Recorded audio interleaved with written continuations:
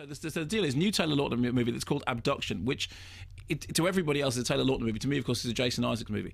Taylor Lautner is a buff young guy, right, who has psychological issues and very, very big pecs and abs and all the rest of it. He has nightmares that he's a child and he sees a woman being attacked and he has to rein in his explosive temper. And in order to do all this, he has to go and regularly go and speak to a shrink played by Sigourney Weaver, who asks him whether or not he's dealing with his inner demons. He has lots of inner demons, but he's got lots of outer pecs, but lots of inner demons. And when he goes home, he's been out all night having drinking with his friends, and Jason Isaacs is his dad, and Jason Isaacs immediately gets into a wrestling match with him and fighting, come on, fight boy, fight, get back, and they go fighting and lots of fighting. Then Maria Bello, who's his mum, she says, oh blimey, stop being so harsh. No, I've got to toughen him up, and it's blimey, Charlie, But very much like at the beginning of Hannah, when the child is being toughened up for a reason. The reason is then made very clear, which is he's doodling around online.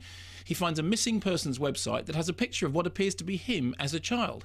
Was he abducted as a child? Are his parents really his parents? Are they? He makes a call. The next thing he knows, his whole house blows up and he's on the run with Sigourney Weaver. Here's a clip.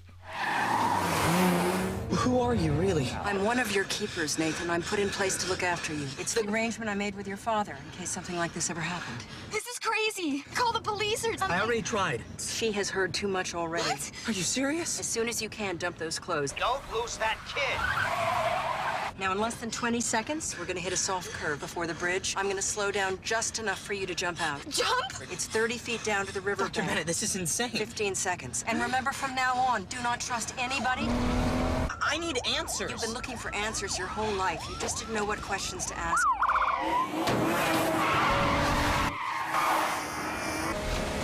Now you have 10 seconds to open that door. I don't know if I can handle this. 5 seconds. Leave the girl. You're better off alone. Where am I supposed to go? Take a breath. Jump! It's gonna be okay. No! That's pretty much the size of it. Yeah, Now, well, it sounds quite fun. here's a number of questions. Yes. Do you think he's better off without the girl? No. No. Do you think that Sigourney Weaver is one of the good guys or one of the bad guys? Well, it's difficult to tell. It's from Sigourney. that. I would It's think Sigourney. She's pretty straight up, Yeah, isn't she she? is, isn't she? Sigourney? So the funny thing with this film is, what then happens, it then turns into a chase movie. All these people are chasing. Literally, his whole house blows up. His whole past blows up. He doesn't know where he is or who he is or what he is or how he is or why he is or anything like that at all. What he knows, he's got to run, and he's got to do some running, going to train because there are guys in suits with earpieces that are coming through the door, and then there's going to be some fighting. And all that pent-up rage that he had been repressing is now going to come to the fore in order to help him throw heavies off trains and then do some running and jumping and all the rest of it.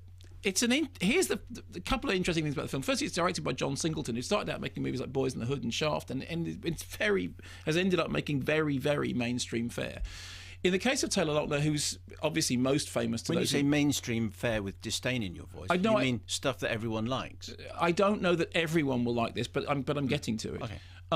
Taylor Lautner is obviously best known from the Twilight series, and because he's Jacob in the Twilight series. Are you Team Edward or Team Jacob? Obviously. Yeah. And the thing that he does in the Twilight movies is he does an awful lot of walking around with his shirt off because he's meant to be Vulpine, isn't he?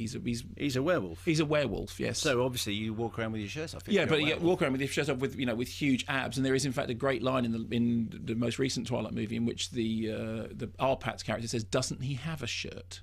And the thing is that he's a buff, good-looking guy with a short, sort of flat-top haircut. I don't think he's the best actor in the world, or if he is, he certainly hasn't demonstrated it yet. So what the filmmakers have done is they've surrounded him by loads of people who go, there's Alfred Molina, look, there's Jason Isaacs, there's Maria Bello, there's Sigourney Weaver. Here are people who are doing effectively the acting around him. And it's a peculiar thing because this is very much a Taylor Lautner vehicle. But what they've done is they've sort of put all the...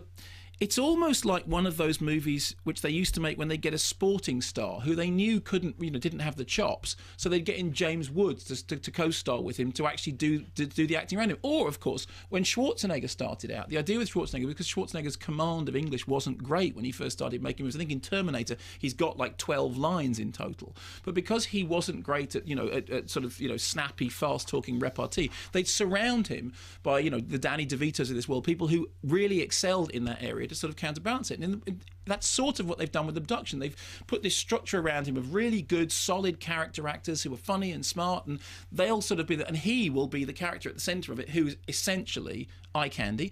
There's loads of action, there's loads of jumping off trains, there's loads of fighting, there's loads of falling, there's loads of running away, there's loads of explosion. The plot is completely preposterous, makes no sense at all, but actually does to some extent sort of mirror other plots that you've seen this year. The press show was last week when we were on air, so I took my kids to see it last night at a multiplex, and the verdict from my daughter was Taylor Lautner is very hot, and the verdict from my son was they liked the running, shooting, and jumping, but wasn't crazy about the kissing bits. Yes. So what they've done is they've sort of right. So now you've seen that, you can go and see Planet of the Apes on Sunday afternoon. Yeah, I know, thank you, but I had to do this because it's a new release. I will try and do it. I'd rather have seen Planet of the Apes. That doesn't count. And the other problem with the film is Jason Isaacs' character, he's only in it for about the first 12, 15 minutes, and then he's gone because he's the backstory at the beginning that then goes with that when the house goes up, which is a shame because frankly I was kind of more interested in the incidental character around there. But it was interesting to see a filmmaker go, okay, you look great with your shirt off, but you're not Orson Welles. So in many ways, I reckon the TV series that Jason recently did, where he takes his shirt off an awful lot, he did that because he'd been in this film with Taylor Lautner, and so he had to make himself look as buff as Taylor Lautner. Hello to Jason Isaacs, incidentally. Yeah, absolutely, and to Michael Sheen, and also Tom Wilkinson, who revealed himself as a regular podcaster. He did, and today Tom Wilkinson, I think we agreed. That's right, and Kirsten Dunst. Karen in Devon. I am writing with tears of boredom flowing. I'm not sure you can cry with boredom. Flowing from my tired eyes after managing to suffer the agony of abduction. And I only decided to see instead of Drive or Jane Eyre as the time worked out better. I hang my head in shame. Yeah, well, that was... the only reason to go to see Abduction is because you've got young kids who want to see it. I mean, it's a 12 certificate movie, but it's a movie for its target audience. Not being too familiar with the film, I didn't realise that wide-faced Poochie Twiglet bloke was in it until I got there. Throughout the thriller, and I use this description without conviction, all we get is him trying to be baby born and failing. All he can do is... Baby born? As in Bourne, as in the Bourne supremacy. Oh, I see, baby born, sorry. Yes. All he can do... It worked on the page. All he can do is some springy, jumpy stuff and a fancy spinning kick, which just boils down to wooden actors hitting each other, and I couldn't give a monkey's. It was most disappointing that the better cast members, Isaacs and Weaver of particular note, were underutilised and were obviously mere poster honey, and ouch the script. Please. Poster honey? Yeah, poster honey. Is that quite nice? I've never heard that phrase before. Poster honey. Hey, Jason, poster honey. The £8 that I paid to see this coagulated, dull omelette wounds me still. It's not that what they're doing is they are there to make it look like there's acting going on in the scenes that Taylor Lautner is in. That's the point. That's what they're there for. They're there as like flying buttresses. Imagine he's a building. They're the flying buttresses holding him up.